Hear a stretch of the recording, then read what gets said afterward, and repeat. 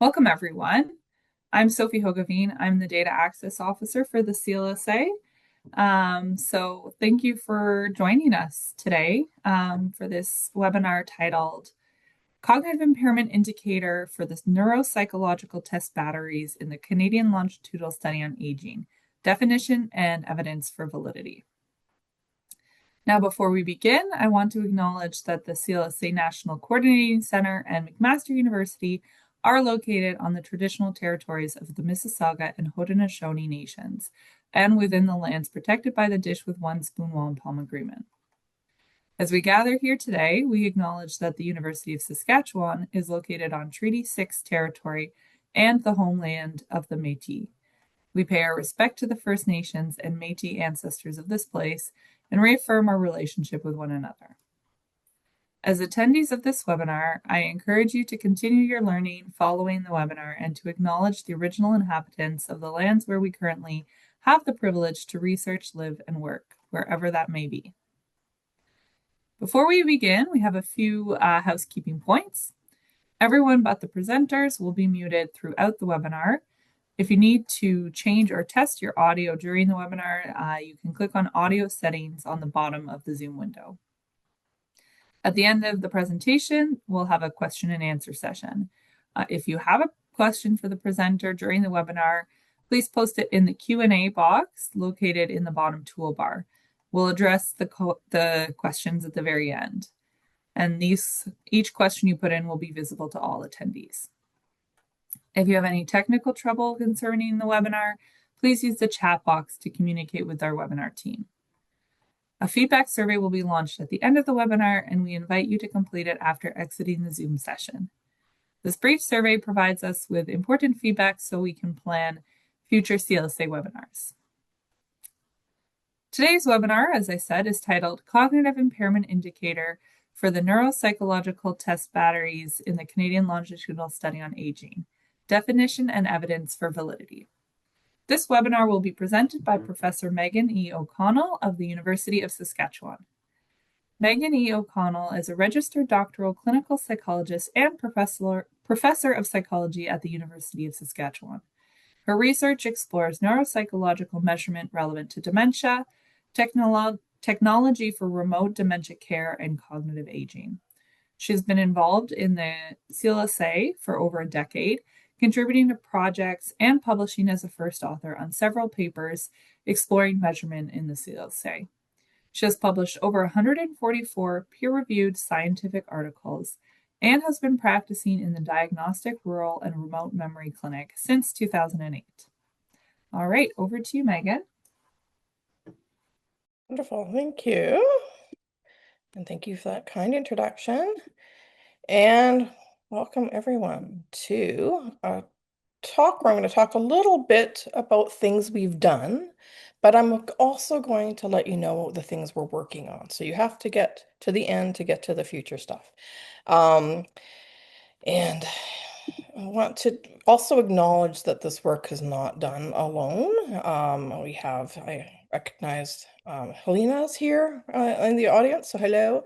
But we have a nice team, and of course acknowledging the PIs of the CLSA, who I work with on many different projects. So for those who don't know the CLSA, this is a slide for you. But just to remind you, we do have 2 cohorts in the CLSA. They are different. There's more diversity in the tracking cohort. Everything was done by the telephone. And the comprehensive cohort were assessed in person, and they have quite a few more measures, including some differences in the neuropsychological measures. So in tracking, the measures that are administered are the Ray Auditory Verbal Learning Test, immediate trial, and then a recall trial, which is 5 minutes after the initial registration trial. Then the animal naming test is another test that's in the tracking cohort. It's scored 2 ways. So if you've looked at the CLSA data, you'll see an AF1 and an AF2. We use AF2 for all composites, but you're certainly welcome to use the 2 scoring ways. One is a bit more strict and one's lenient. That's the only difference between them, and they're highly correlated, as you can likely imagine. but you should use one, not both scores. And then the mental alteration test. And the mental alteration test is not a clinical test. So the rest of these tests are based and modified from tests that we clinical neuropsychologists use. This one is a more research-based test, and it's a verbal analog to a trail making test where you alternate between letters and numbers in ascending order. And in tracking, all high scores means better performance. Comprehensive, as I mentioned, there are differences in not only how it's measured in person, but there are additional tests given in the neuropsychological battery. So we have similar tests to the tracking cohort. We have Ray 1, Ray 2. We have the animal fluency with the two scores. We have the mental alteration test. But in addition to that, we also have the controlled oral word fluency test, which you get three scores, the score for F, the score for A, and the score for S. And then we have the Victoria Stroop test, which you get total time for three different measures for the dots card, the word card, and the colors card. And here, high scores mean better for performance, except for the Stroop test, where um, that's reversed. So just as a reminder, we have different numbers possible for the tracking and comprehensive cohort. I know I've put them up on previous slides, but I hadn't spoken to them. Just over 21,000 for the tracking cohort and just over 30,000 for the comprehensive cohort.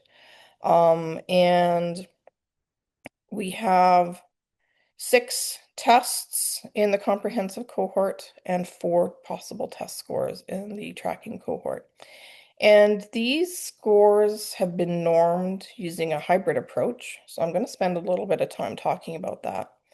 And they are also separated for French and English samples. So one thing I haven't mentioned is that the CLSA, because it is a Canada-wide study, we have done everything has to be able to be done in French and in English. And we do have a fairly substantial French sample who spoke French for the administration and responses. So we have everything in the norming separated by French and English, but there are also scores that are stratified by sex, education, and then continuous for age. I just want to talk about this a bit. And I want to spend some time talking to you about why you should use the norm scores that are available. So when you request data from CLSA, they do give you the norm scores. And I'm going to talk about 2 reasons why you should use these norm scores. One is it removes measurement bias. So I'll talk about that in a moment. And 2, it allows for analysis at the individual participant level, which does allow you a lot more flexibility in what you do with these data. So through the work that we've done with the CLSA, we know that cognition scores mean very different things when they're given in French and when they're given in English. That likely doesn't surprise you to hear. We also know robust finding throughout the literature is that low education can create low scores, and it's not because it's a sign of, say, an impaired cognition. It's just because education is so highly associated with scores. So if we're trying to identify people who might have impairment, then low education causing low scores is a bit of a nuisance variable. So and age and sex can also create challenges when we're trying to determine if somebody's performance is within normal limits. So these can create some challenges. And because of that, when we create comparative normative standards, we use corrections for these demographic variables that we know impact the test performance.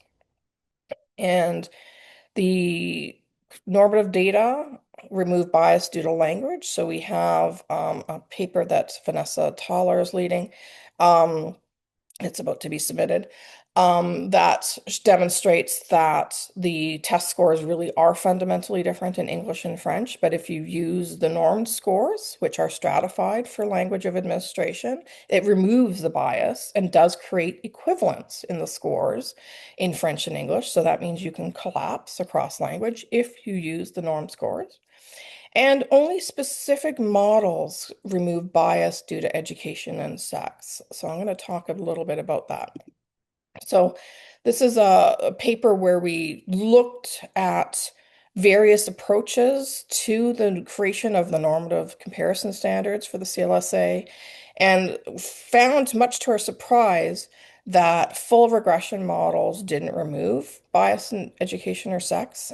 In fact, what we had to do is stratify by sex and by education and use continuous age as a continuous variable. And then when we did that, we were able to demonstrate that we no longer had bias in our test scores due to education and due to sex. Um, and I will say that this paper, we did most of that work with the tracking cohort, but when we created the normative data for the comprehensive, we also used this approach. So what we've been doing is we state, because I didn't publish the normative data. This was more of a methodological paper. So when I refer to the normative data for the comprehensive cohort, I say that it was normed using the same approach, and I cite this paper. So I recommend that you do the same if you're, of course, using the normative data. Um, One of the interesting things, the implication of the work that we did to figure out how to remove bias due to nuisance variables in the cognition measures was that, as I said, full regression models didn't remove the bias.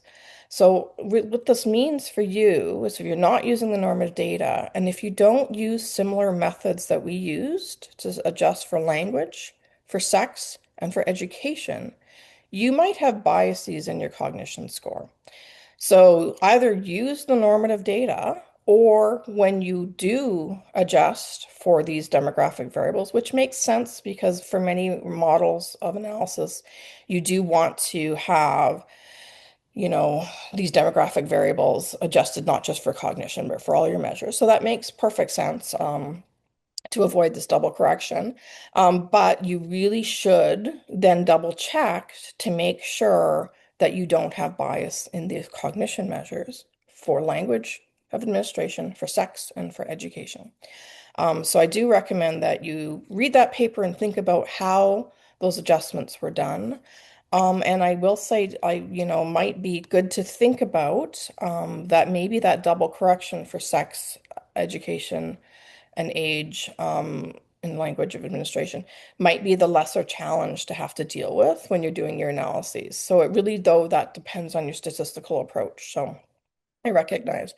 I am a clinician who plays with stats. I'm not a statistician. So I will defer to your statistical expertise on that. But I will say that the full regression models did not remove the bias due to these variables. You have to stratify for that. I also promised to talk about the second reason why you should use the norm scores that are available from CLSA, which is because it allows for an analysis at the individual participant level. Why is this the case?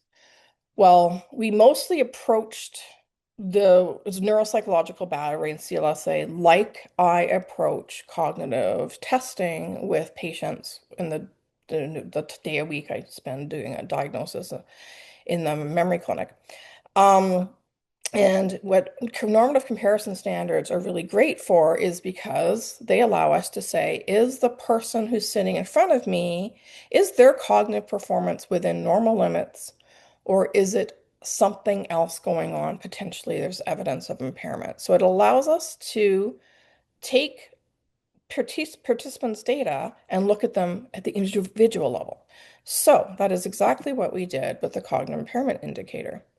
So and this is, again, these are variables that come to you when you request the cognition data. And you'll see that for each cognitive test score, there is an impairment indicator.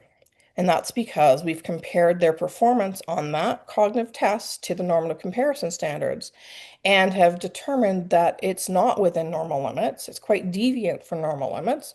And we used, of course, a cutoff of the fifth percentile, which was based on the empirical distribution, not the theoretical distribution. That may not matter to you. And with sample sizes like this, the theoretical distribution looked really close to the empirical distribution anyway. But it's just a more careful approach. So each test score has an impairment indicator, which could be really useful for analyses if you were interested in that. There also are composites created from each test score. The Ray 1 and Ray 2 into a memory composite, and then the executive function measures, which differ for tracking. There's only two, the animal fluency and the mental alteration test.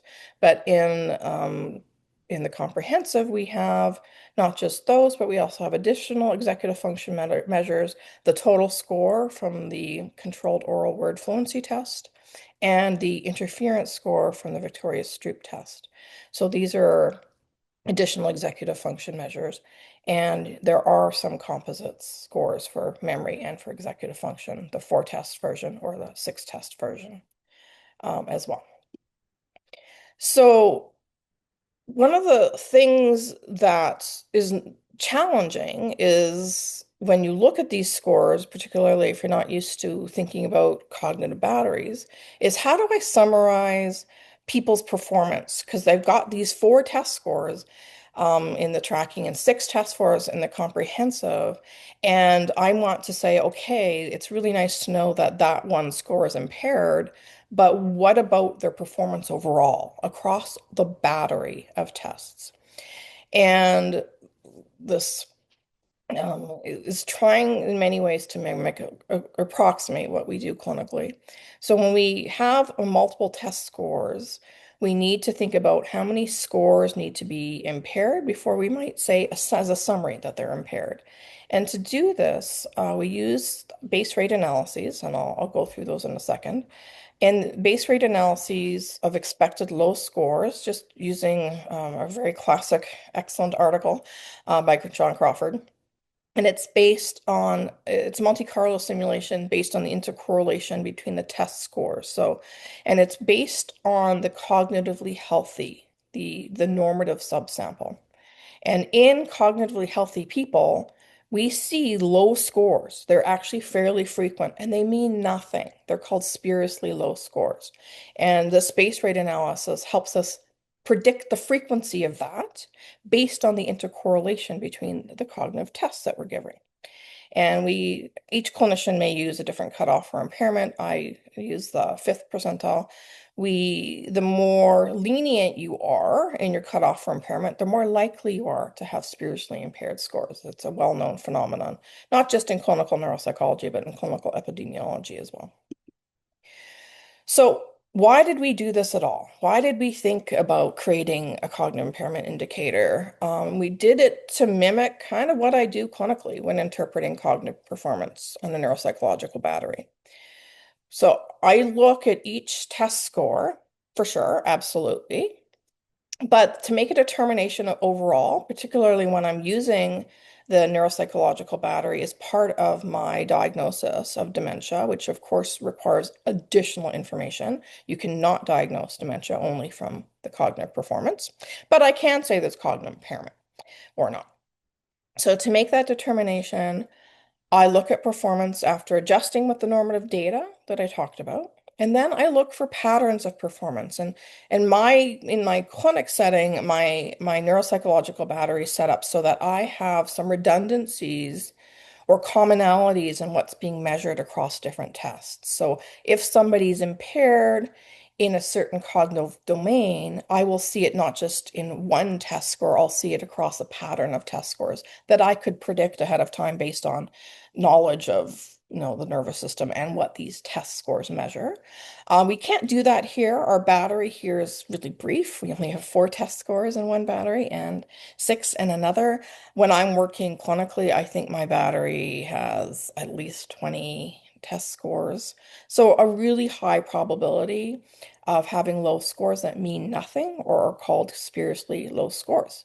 But so I also account for that. So I know when I was trained at UVic how to interpret neuropsychological test batteries, I was trained just the basic, the P equals 0.05. So 19 out of 20 times scores will be where they should be, but 1 out of 20, you're going to get a low score that means nothing.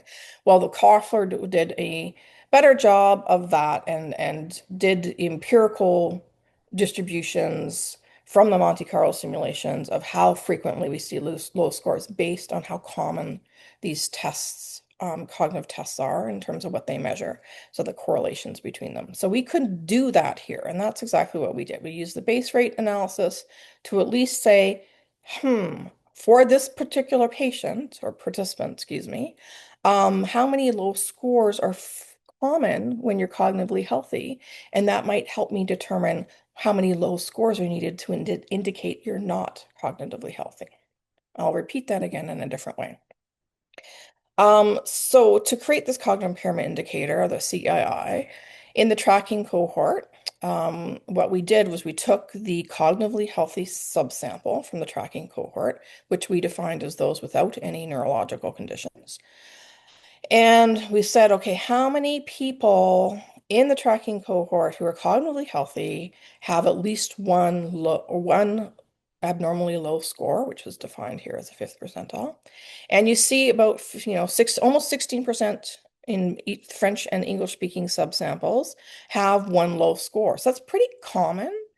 I wouldn't really get too excited. That's a fairly frequent base rate, whereas only about 4%, so 3.7, 3.8, had two or more low scores. So that's a little more exciting to me, going, okay, if you have two impaired scores on this four-test battery in the tracking cohort, I'm a little more thinking there's might be something going on in terms of your performance on the neuropsychological battery.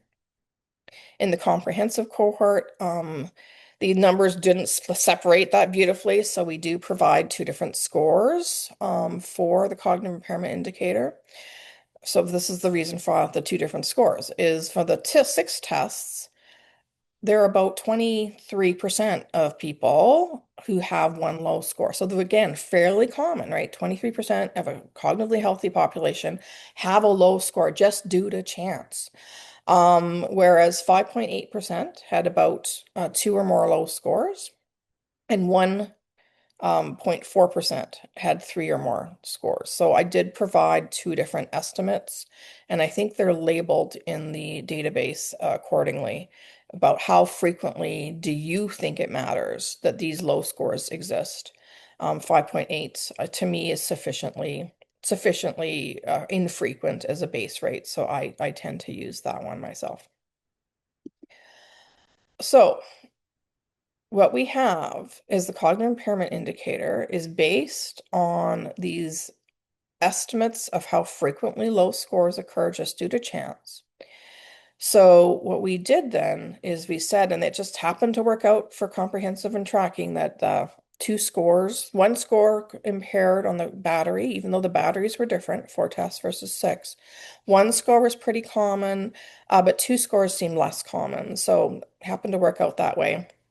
So we said, okay, on the battery for each participant, so at the participant level, you got categorized as having cognitive impairment if there were two or more of the test scores that were impaired, otherwise were classified as not cognitively impaired, which is a nice thing because now we can have a nice summary score overall from these six test scores in the comprehensive and four in the tracking. The con is you had to have complete data. And there's actually quite a few, particularly in tracking, who have missing data. So that is one of the challenges of this approach is it does rely on the battery being intact to have the probability in the battery. But that doesn't stop you from using the individual items in a different way for each test score. Here's the paper. That's the one that describes this. So if you haven't read it already, this is essentially what I'm summarizing.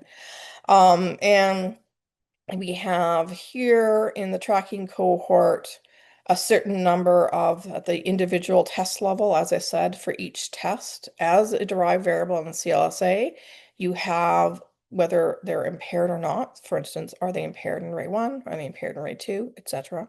And the same thing for the rest of the tests in the tracking and for the comprehensive cohort as well. So this is the at each test level, but what happens when we look at the battery level? So if each person's performance on the battery, are they impaired or not? So in the tracking cohort at baseline, we have about 3.1% of the sample who could be categorized as cognitively impaired, whereas most of the sample is categorized as not cognitively impaired. That is not surprising given the sampling, the methods used for CLSA at baseline. People could not participate in CLSA if they had overt cognitive impairment and therefore would have required proxy consent. I recognize there are people who participated who report a diagnosis of dementia, but again, that's not the one of the criteria. The criterion was whether they had overt cognitive impairment. So for that reason, we have a pretty healthy sample in terms of cognitive impairment. And similarly, in the comprehensive cohort at baseline, about 3.6% would be categorized as cognitively impaired if you're only looking at the four-test battery. Why would you want to look at the four-test battery? Well, maybe you want to combine the information from the comprehensive and tracking cohorts, and that allows you to do that. Whereas on the six-test battery, which is unique to the comprehensive cohort, about 6.1% of people were classified. I do point out again, though, that there's quite a bit of missing data from these, which is definitely a challenge for this composite that requires a battery level analysis, which requires all scores on the battery to be present. A question though, when we did this, which is great, this is how neuropsychological tests in some ways are done, except as I said, we didn't have that pattern analysis, which is really a big part of the interpretation of a neuropsych battery. So the question is, did this mean anything? Was this useful at all? So it's a really important point here because it doesn't completely mimic what's being done in clinical practice. So the challenge is we didn't have a gold standard reference, but we only had is self-reported chronic conditions, which is has a doctor ever told you that you have, and there was a list of chronic conditions. We associated the cognitive impairment indicator with each of the 30 plus conditions, and but we also summarized them. So if you want to see each of the conditions, I'm going to refer you to the paper. I'm not going to repeat that here, but we did summarize them. We summarize them in three ways. One is neurological conditions, and here's a list of the potential neurological conditions. And then we summarize them by conditions that we know to be risk factors for neurological disease, but are not considered neurological conditions, such as diabetes, hypertension. And you see the list here. And then, as for evidence of divergent validity, we had a lot of people reported chronic conditions that were not a risk factor for neurological disease or were other things like osteoarthritis or allergies, etc. So they were categorized as having not neurological conditions. And here is the evidence for validity based on the odds ratios with the confidence intervals. So the neurological group are way more likely to have cognitive impairment, whether it be in tracking or comprehensive. Here it's the four tests and comprehensive, and here it's the six tests and comprehensive. So, but that's not the greatest evidence for validity. Why? Because, well, the normative subsample excluded people with neurological conditions. So it's kind of circular reasoning, really. So, but reassuring, I guess, but not the strongest evidence in my mind. Really, ideally, we would have had a diagnosis of something else, which is coming. But the risk of neurological conditions also showing increased risk or likelihood of having cognitive impairment was very reassuring. And then the fact that if you didn't have neurological conditions, you were not more likely to have cognitive impairment was kind of reassuring. So the pattern overall is reassuring in terms of evidence for validity. This approach seems to be capturing something useful, which is kind of what we had hoped it would do. So therefore, this is the evidence for validity. I will say, though, we do not have the cognitive impairment indicator is not a dementia indicator. The cognitive impairment indicator only tells us the performance on the neuropsychological battery. And the evidence for validity really needs to be evolved. And let's be honest, it really should have a gold standard reference, like a diagnosis of dementia or a clinical diagnosis of cognitive impairment. Then that would have been if we had a magic wand at baseline, that's what we would want. But that's going to be a bit in our future work. So we did say this is useful, so let's keep doing this approach to summarize the cognition battery. We computed a delta CII, or change in cognitive impairment indicator, for the first follow-up. And it was similar to the cross-sectional cognitive impairment indicator at baseline, but it differed in three main ways. One, it used new follow-up norms for cross-sectional impairment for each test score. Two, it used reliable change indices, which adjust for error in measurement and expected practice effects. And then it analyzed patterns of consistently low scores. So the whole premise underlying base rate analyses when looking at a neuropsychological battery is that if there's a low score and it frequently occurs in the healthy sample, it's a spuriously low score. It's kind of an error. But if you're having a low score consistently, now I'm paying attention to that. Now I'm not thinking that's an error. And that's a little bit of the pattern analysis I do as a clinician. I actually do all of these three steps as a clinician when I see all of my patients at a 1 year follow-up at least. And I do exactly this type of approach. I do cross-sectional analysis of the new scores. I do reliable change indices to see if there's been change. And then I look at patterns of performance. So at least here we have some pattern of performance analysis. And with the premise that if I said you had a spuriously low score, it really shouldn't be consistently low. It should kind of bounce around like air, which is what we were assuming it was due to. So here we have a little bit about the delta CII. We have people who were not considered impaired at baseline. Um, and then they don't look impaired in any way at follow-up, and we call them not impaired. Um, we do have a group of people who we still would say not impaired at baseline, not impaired at follow-up, but this is that group where that pattern of analysis I was talking about, where if you had kind of consistently low score on the same test each time, I'm like, there's something going on here. I'm not going to say you're cognitively impaired, but I'm a little more concerned about something that may not be a spuriously low score. And then we also used reliable change indices with you had reliable change on two or more tests. And again, this is capitalizing on the fact that we had the same tests given. And remember, reliable change indices adjust for practice effects, which is a really important thing. Practice effects persist even if we had alternate measures of the cognitive batteries, like say alternate words for the ray. They still seem to translate across alternate measures. So nothing really seems to get rid of these practice effects, and they do persist for a longer time than we ever thought. But reliable change indices are a nice way to kind of vary out the variance due to that practice effect and error in measurement, because now you got error in measurement at each time point. So we use that together, and then we use that to create three different groups, which is not impaired, at risk, or impaired. So if you had evidence of impairment, and if you can have new evidence of impairment, you weren't impaired at baseline, but you were at follow-up, then you're categorized as impaired on the delta CII.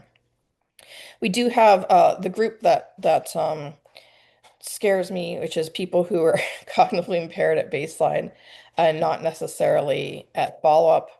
We do have that group. Some of them looked at risk, so that's fine. But we do have some who really don't look like they should have been classified as cognitively impaired, and evidence of error in our approach with the delta CII the CII at baseline, and that didn't happen very often. So they were likely classified incorrectly. It didn't happen very often. And then, of course, we have people who are impaired at both time points. That's the delta CII. The problem with the delta CII is we don't know what it means yet. We haven't done the associations with the chronic conditions yet. So we don't know what it means. And it's a fairly complicated process. So we have the baseline scores, we have the follow-up scores, we have to redo the norming to get the cross-sectional analysis, but then we also have to have the comparison to the baseline using reliable change indices, and then we do the battery level comparison. So it's an involved process, and again, just because we do it, it doesn't mean the scores mean anything. Before it could be used, we really need to do the next step. So you have to wait for the publication. I'm sorry. We don't know what the scores mean, so we really shouldn't be using the delta CII just yet. What about having a cognitive impairment indicator or a delta CII for future waves is probably the big question you're asking. Because it seems like the CII, cognitive impairment indicator, excuse me, is helpful, a helpful summary. It seems to be people are interested in it and seem to want to use it. So it pushes us to think about doing this for future waves. We can't just use that baseline method that I went through and for doing this at follow-up waves because we have these practice effects. So it shifts the whole distribution and it doesn't shift it completely linearly because the people who are it's in practice effects the people with intact memory, for instance, tend to benefit more from practice. So it's not just a constant that we can add to everybody's score. So it's a little more complicated.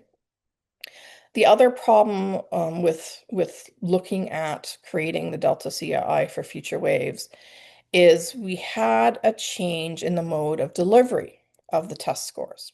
So a small proportion of people in comprehensive did their follow-up testing by telephone, and that was a retention technique. But then at follow-up two, partway through follow-up two, the pandemic happened. So about half of comprehensive did their cognitive testing on the telephone due to the pandemic. So that creates a big challenge.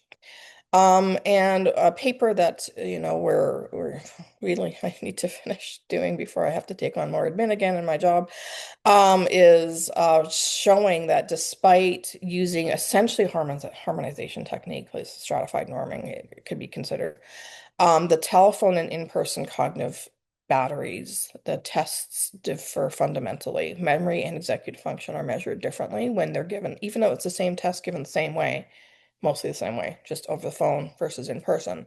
There really are some differences. So you can't just easily collapse at least the cognitive test scores across when they're given versus by telephone versus in person.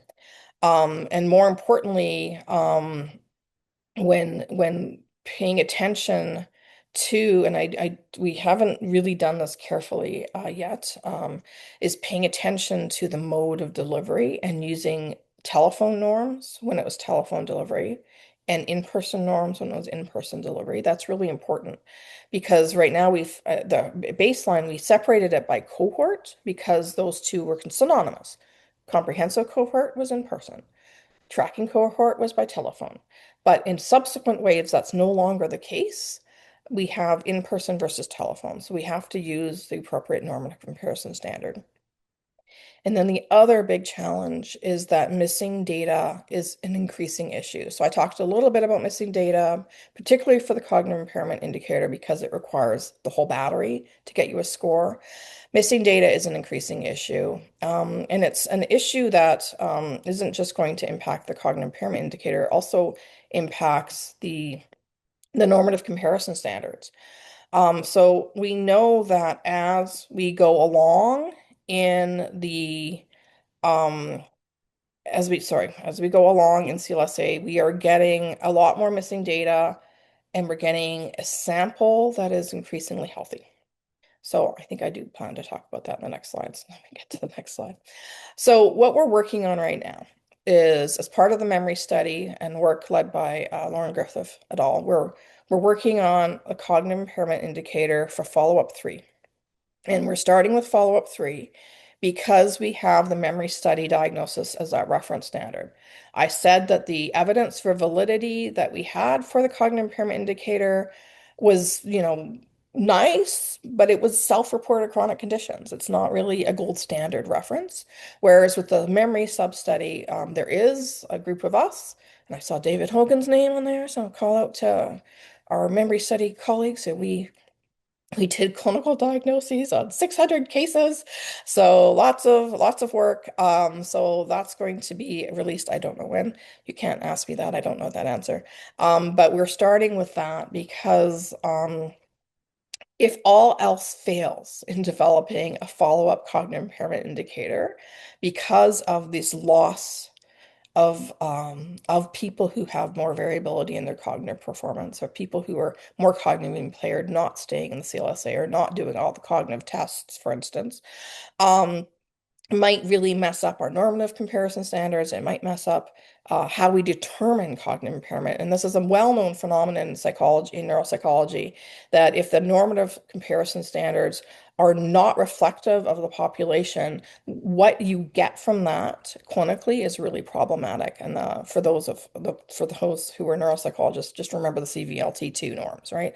So it can really cause some challenges. So at the very least, the memory study, we have the gold standard reference. Now, if it looks like our approach it works, we're going to have to figure out some ways to adjust for this bias, this loss to attrition. And if we figure that out and it works, then we'll move on to doing the cognitive impairment indicator, the delta CI for follow-up too. But we have not done that yet, or at least we haven't done it and checked it and done it carefully.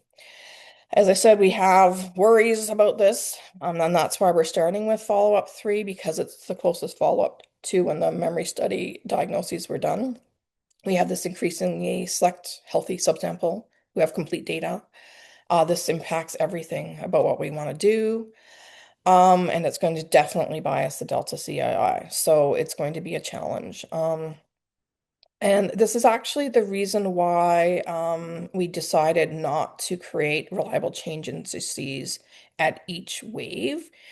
What we are doing is we're using the reliable change indices that were created from baseline to first follow-up and apply them to subsequent waves, because that is essentially what we do clinically in neuropsychology is we have reliable change indices. And if I see people at their 4 or 5 or 6 year follow-up, I'm still using the RCIs that were created. It's not perfect, but it's an additional piece of data that I can use clinically. So it's not perfect, I recognize, but neither is having this increasingly healthy subsample going on, which really biases everything. So we really, to do this well, even to have normative comparison standards that are reflective of the population, we have to adjust for this bias, this loss to attrition in order to be able to do this well. So that's something we have to work on. And again, because it might not work out, we're starting with the memory study, and you'll have to just wait for that to come out and us to finish that work. And I think that was all I needed to say about the cognitive impairment indicator.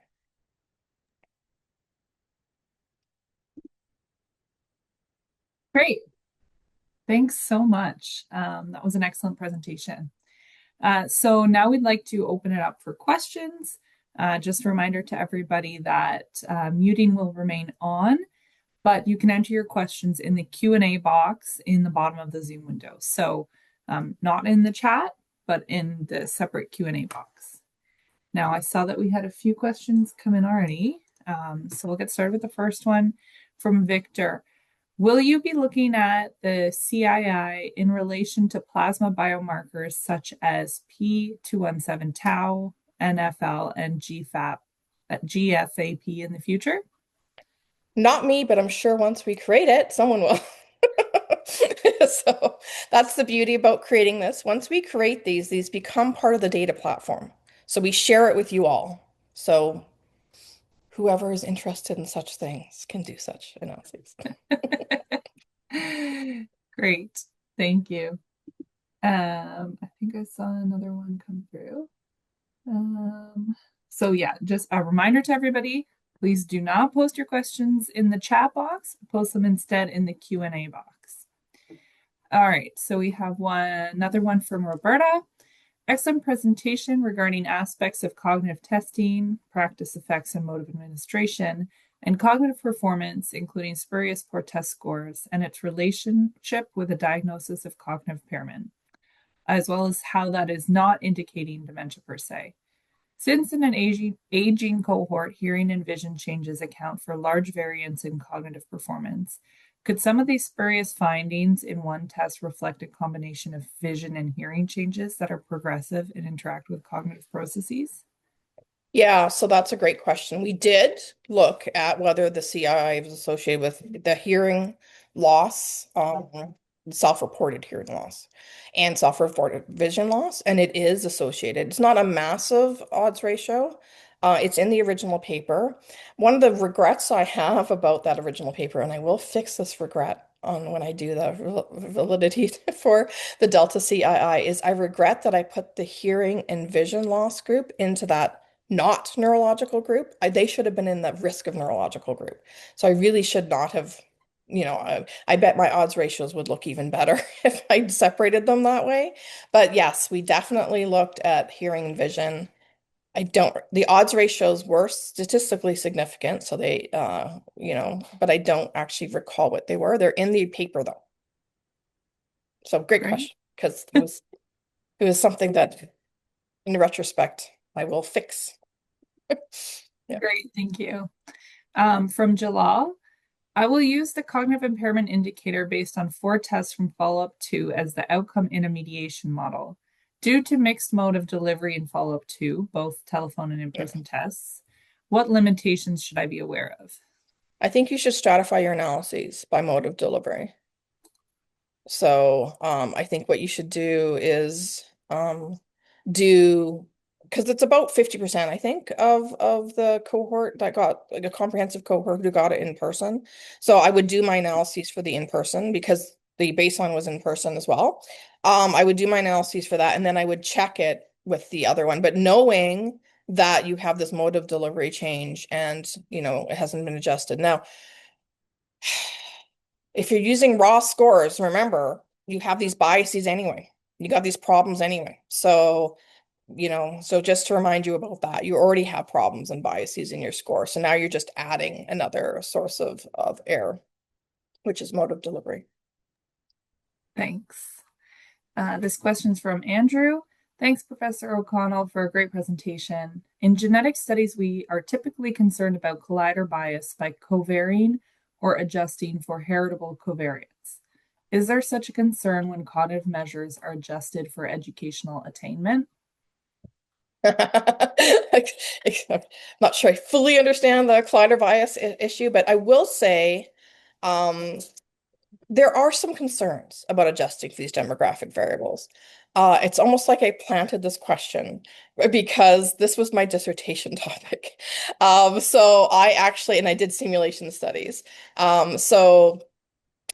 What happens when we adjust for these demographic variables is it reduces our sensitivity, but it increases our specificity. So when we're doing a battery approach analysis, you have multiple test scores. By virtue of what I was talking about, your sensitivity is increased and your specificity is, decreased anyway. So at a battery level, these demographic corrections work, they help. But at an individual test score level, like say a screening test, demographic corrections may actually reduce your ability to detect the condition of interest because the condition of interest has this risk factor, age being a risk factor for, say, dementia, or education, low education being a risk factor. So in my simulation study, I showed that the higher the association between the risk factor and the outcome of interest, the more likely the correction reduced your sensitivity. So, yeah. But I do not understand the genetic part. So, Thanks. Next question from Hanny. Thank you for the presentation. In the context of classifying patients according to their overall cognitive performance derived from the neuropsychological battery, which metric would you recommend as the most appropriate for our studies that we're actually doing? Would the reliable change indicator be suitable for this purpose? we haven't published the reliable change paper yet. That's also on my list of things to do. The reliable change is has similar challenges with base rates. So again, if we're looking at a battery approach, so there's the need to adjust for these, change scores that have no meaning. So it's a very similar approach. And unfortunately, because we haven't shared that yet with you, I would say maybe use the scores that we've published on. Thanks. Publication coming soon, though. I've been saying that for over a year, though. So That's not so bad in this world. From Magnolia. Thank you for your work. I'm wondering if it would be possible to track functional impairment in similar ways to enable probabilistic identification of dementia within participants. Yeah, I think this understanding of spiritually low scores makes a lot of sense, not just in cognition. Absolutely. I think it could make a good sense there. The big challenge to do that though is you have to have a group for whom you don't expect there to be any functional impairment. And functional impairment is so confounded by not just cognition, potentially in the case of dementia, but by physical health concerns. So I think you'd have to really create this healthy group and then look at the base rates of low scores in these functional impairment. But yeah, I think somebody could do a very similar, Alexander Mayhew, who I saw has done something similar for physical therapy variables. So I think that, a similar, approach, but conceptually what you need to do is be able to have a group for whom you expect to be that typifies the healthy. So then you know the probability of low scores in the healthy group. Right. Thank you. All right. So we have a few more minutes. So if there's any last questions out there, please get them in to the Q&A box. But for now, I have a comment from Lisa Koski.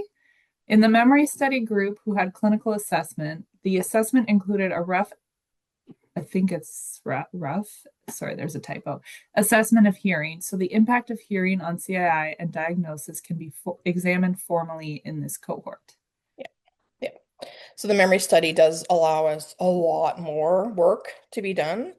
I'm very excited to get to developing cognitive impairment indicator with memory study data because that's essentially if it had a magic wand, that's the study I would have designed for that. So yes, yes, definitely we can do all of that. Great. Um, from Magnolia, would there be a way to compare the CII results with health administrative data to identify underdiagnosis, especially across sociodemographic risk factors like language or education, for example? Yeah, yeah, I think so for sure, absolutely. Of course, you'd have to have the subsamples of linked data. It would also be really interesting to compare it to the administrative data cognitive indices, right? They've got the CP, oh God, what's it called? Cognitive score, which is funny because I don't actually think it's a cognitive score. The CPS is not really a cognitive score. And another paper that I have not written, but it's fully written, I haven't published yet, is I did go through because the first time I looked at this, I thought that's a real confounding of function and cognition, and they're not always like they're two different constructs. And why are we calling this the cognitive performance scale? So I created one that was a purely cognition one. And I do have to publish that. It does a better job of identifying those who in the database. Not a huge better job, like 5% better, but in administrative data, 5% is very substantial. It does a better job of identifying people who have a diagnosis in the administrative data. So I did those analyses a while ago, and I keep talking about this paper, and I need to get it out. And then it would be nice to like look at that cognitive impairment indicator with this cognitive impairment indicator in a subsample. That would be really lovely. That would be another dream study of mine. But I do need to get that submitted somewhere. Cool. Great. All right. Last question here from David Hogan. With function, we have self-report, but not performance-based functional measures. What are the implications of this? You can't, this is why you can't use anything in CLSA until we get to the memory study about diagnosing dementia, because people who have cognitive impairment are not the most reliable informants about their day-to-day function. We know that. I mean, it's not that. It's just, they're not completely, but we don't trust it. We need an informant to tell us, or we need a performance measure of it. We need something objective. It cannot be a subjective report of their function. So to make a diagnosis, and that's of course what the memory study was able to do. Got objective, or at least informant reports. I hope that. Awesome. Thank you for helping us to cement that point in CLSA until the memory study comes. There is nothing that is a dementia indicator in CLSA. And that is the reason why. So it doesn't matter if you have cognitive impairment. We do not have objective or reports of function, and therefore I cannot call it a dementia indicator. Thank you, Megan. That is a great point to clarify. Okay, very last question from Roberta. Can you comment about the MOCA online version's efficacy for other studies? No, I cannot. The psychometric property, when you change anything about a neuropsychological test, and the MOCA being a screening test, so it has the same issues. It changes everything fundamentally about the test. So you need to redo either the normative data, which for screening tests they don't tend to do. You need to redo the validity of it. You need to start from scratch. It needs to have new psychometric properties established. And I don't know if that's happened. I just don't tend to keep up with what's going on in the I don't use the MOCA myself, sorry. It's not something I tend to keep up with. So, but I will say, you know, psychometric properties need to be reestablished. Evidence for sensitivity and specificity need to be reestablished. You cannot use the in-person paper versions, sensitivity and specificity, to interpret the online versions. That should not be done. Well, thank you very much, Megan. We appreciate your participation in our webinar series and the insight that you've shared with all of us here. Yeah, that was really great. Thank you. I'd also like to remind everyone that the next deadline for data access applications is April 8th, 2026. Please visit the data access section of our website to review the data that are available, as well as any additional details about the process. Friendly reminder, if you've made any changes that affect your data access agreements, please let us know, whether that's moving institution, changes to your research team, trainee who's graduated or moved on. Please reach out to us at access@CLSA-elcv.ca with any questions or updates.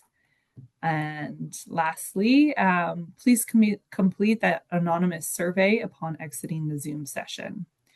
Now, we do have a couple more updates. If you've been to our session or follow our emails, we've introduced an updated data access fee structure, which came into effect on October 2nd, 2025. And this update supports a sustainable cost recovery model that will help us maintain the exceptional quality and stewardship of the CLSA data for years to come. There's more information about that on our website at the data access section. Or there's also, Jacqueline's posted a link in the chat. So again, thank you for attending and participating in today's webinar. The next webinar will be the association between menopause age and estradiol-based hormone therapy with cognitive performance in cognitively normal women in the CLSA. This will be on Thursday, March 26th at 1 p.m. Eastern, presented by Laura Gravelsons, postdoctoral researcher at the Center for Addiction and Mental Health, and Lisa Galea, senior scientist at the Center for Addiction and Mental Health, as well as a professor in the Department of Psychiatry at the University of Toronto. You can find registration details on our website, on the webinars page, and the link is in the chat box. If you or a colleague is interested in presenting a CLSA webinar, please reach out to the webinar team. There's also a link for that in the chat box. The recording of today's webinar and the slides will be available in the coming days on our website. And last reminder to please fill out the exit survey that will appear at the end of this webinar. Thank you again for your attendance. Have a great day.